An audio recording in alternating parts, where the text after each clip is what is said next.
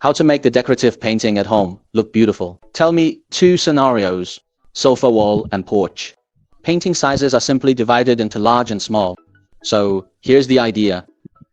You can extend to photo walls, dining room walls, and other places. Here's how to install the lamp. It's 2.7 meters tall. The center of the painting is 1.6 meters above the ground. The distance between the lamp and the wall is controlled at more than 30 centimeters. 30 centimeters away from the wall, just fine-tune the angle 40 centimeters from the wall. Adjust it arbitrarily with an angle that can be rotated. The lighting position should not be too close to the wall. 2 reasons.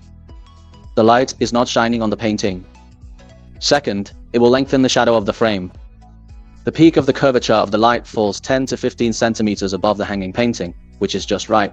The color rendering index must be high. The beam of light is 24 degrees.